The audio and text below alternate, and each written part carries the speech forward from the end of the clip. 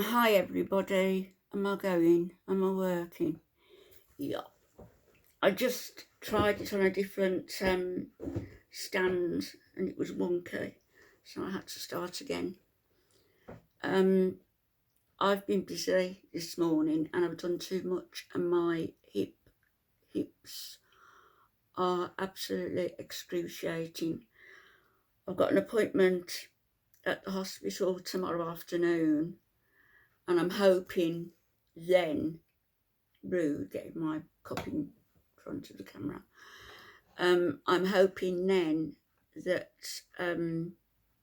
he's going to see how bad it is. He'll see it from the x-rays anyway, and get me in for this vertebroplasty on my pelvis at the very least, because it's just impossible, very difficult to get around. Anyway, I've been busy since 5, so it's now 1:10, and I've just had a shower, put some makeup on, and here I am. I haven't looked at much. I did look at a little regarding Chantal and that delightful Burger King restaurant that she filmed. Whilst in Saudi, in Dhahran, a few of us had a favourite place to go to for meals. We had a few nice places to go, but the one that I really liked was a place called Vienna Woods. And it was all, it was all done out inside. You could imagine yourself in Viennese woods. It was beautiful. And the food was exquisite. Why isn't Salah taking his new bride to places like this?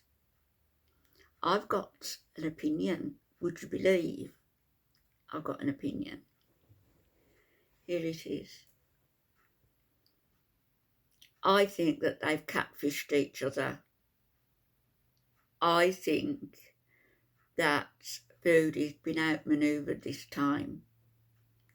I think that despite Salah saying at the outset, she might try and change it and say he didn't say that, but you came on Foodie and you said that he had his own house and his own car.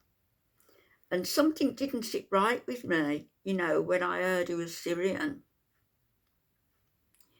because I don't believe that foreigners are allowed to buy property and own property. I might be wrong, but I don't think I am. Certainly where I was in the Middle East, in both in Riyadh and in Dhahran, you couldn't own properly as an expat, own property. So I know it's been a lot of years, but I can't see Kuwait being any different, to be quite honest. They've got their own citizens, they've got their own, I guess they've got their own problems with overcrowding in some parts, and immigrants who are there on a fixed term contract. Once Kuwaitis are trained up to do the job, and they've got Kuwaiti nationals able to do the job, they're not going to want foreigners in there. They're not going to want Syrians or any other nationality. They're going to want their own people there doing the job. So he never had his own house, despite what you said he said. He never had his own house, as per the way we're seeing you living now. In the Kuwait, as I said before, the Kuwaiti equivalent of a Motel 6. Actually not quite as nice. You've got that one room, it would appear. You've got that one room, you've got your sofa, so where I am now. Salah's got his keyboard next to it, next to the sofa. Then across from that, there's your pink suitcase which I guess is going to stay unopened. I don't know. You've got a rail, a coat hanger thing for your buyers, etc. You've got a table. You've got, where's the table? Hang on, where's the table? Was that to the side? You've got next to your suitcase, there's a desk, I believe. The table next to the wall. And then you've got what appears to be a double bed. And I'm wondering whether you sleep alone in that bed at night when he goes back to wherever he's staying, because the images that we've seen of him playing the keyboard and you know, just talking, it's been a different setup, different sofa, different cushions, different room, different drapes, nothing like the place that you're in now. So he couldn't have owned a house or property, because I don't think that foreigners are allowed to own property. Let's go on to the business. He said he has 2 businesses. 2 businesses. Really? Is one giving music lessons, keyboard lessons, teaching the keyboard to raw talented youngsters? I don't think so. So what are his 2 jobs that he's got? No, sorry. He owns 2 businesses. He owns 2 businesses. Well, to own a business in Kuwait, you have to have a setup with a Kuwaiti partner. And the Kuwaiti partner has to own no less than 51%, with the foreigner owning a maximum of 49%. So if you've got 2 businesses and you own 49% of each of them, that almost makes you a complete business owner. But I don't believe that's the case. I think it's a load of hogwash, quite frankly. You've heard that you're between jobs, so what is it? You know, all this gaslighting again. What I believe, you've catfished each other. You've seen pictures, Salah, of Foodie on Tinder when she's been, you know, filtered ad nauseum. She likes that word, doesn't she? Ad nauseum.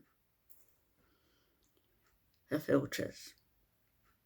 And I guess she said to you when you've seen the videos of her where she's been disgusting and everything else, she's probably said to you, well, this is my show, this is entertainment, this is what I have to do to bring me in $20,000 a month. I have to make myself up to look awful. But you've seen the real me on Tinder. Boy, did he have a shock when you walked through arrivals, eh?